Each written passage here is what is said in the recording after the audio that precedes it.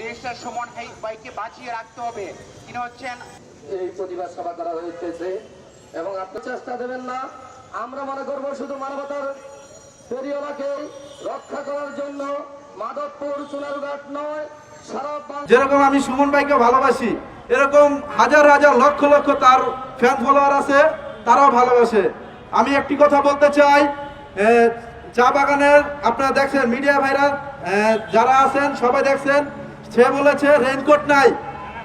3 দিনের মাথায় সে কত রেইনকোট জানি দিছে, 1000 রেইনকোট দিছে 3 দিনের মাথায়। আমি তার প্রত্যেকটা ফেসবুক পেজে আমি তাকে ফলো করি, তাকে আমি অনেক ভালোবাসি।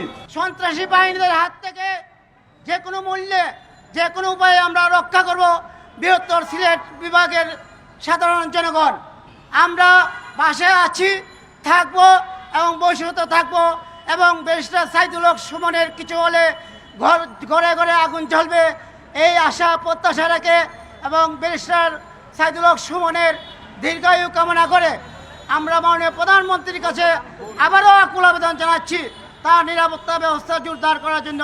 আমরা সিলেট বিভাগের মানুষ জোর হাত দিয়ে, বড় জোর হাত দিয়ে আপনার কাছে বিনীত অনুরোধ জানাই, আপনি ব্যক্তিগতভাবে এবং এনফোর্সমেন্ট ডিপার্টমেন্টকে অর্ডার দিয়ে বিশেষ একটি নিরাপত্তা ব্যবস্থা দিয়ে দেন আমাদের ব্যারিস্টার সুমন ভাইয়ের জন্য।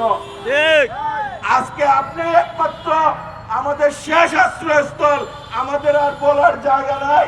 17 কোটি মানুষের প্রাণের দাবি, 17 কোটি মানুষের প্রাণের দাবি, সোনারঘাট মাধবপুরের 8 লক্ষ মানুষের প্রাণের দাবি। আপনার কাছে মাননীয় নেত্রী জননেত্রী শেখ হাসিনার কাছে আমাদের দাবি, আপনি একমাত্র পারেন আপনার সৈনিক, আপনার আদর্শের সৈনিক ব্যারিস্টার সুমনকে নিরাপত্তা দেওয়ার। ঠিক আপনার কাছে বিনীতভাবে অনুরোধ জানাই, আবারও সোনারঘাট মাধবপুরবাসীর পক্ষে, সিলেট বিভাগের বাসীর পক্ষ থেকে আপনার কাছে বিনীত অনুরোধ জানাই, আপনি আমাদের ভাইকে নিরাপত্তা দেন। আমরা আপনার কাছে সারা জীবন কৃতজ্ঞ থাকব। দুর্নীতিবাজদের মদতদাতা, সন্ত্রাস জঙ্গিবাদদের মদতদাতাদের স্পষ্ট হুঁশিয়ারি করে দিতে চাই, এদেশের জনগণ কখনো সন্ত্রাসবাদ, জঙ্গিবাদ এবং দুর্নীতিবাজকে বরদাস্ত করবে না এবং যে কোনো মূল্যে এর সকল ষড়যন্ত্রকে প্রতিহত করবে।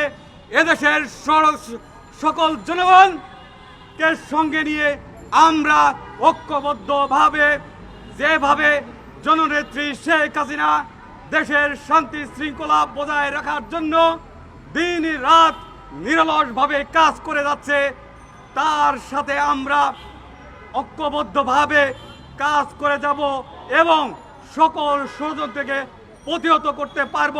শুধু সুমনকে নয়, যারা সুমনের মতো দুর্নীতির বিরুদ্ধে কথা বলে, সন্ত্রাসের বিরুদ্ধে কথা বলে, অন্যায়ের বিরুদ্ধে কথা বলে, তাদের সকলের বিরুদ্ধে এই রকম ষড়যন্ত্র এবং হত্যার হুমকি দিয়ে যাচ্ছে।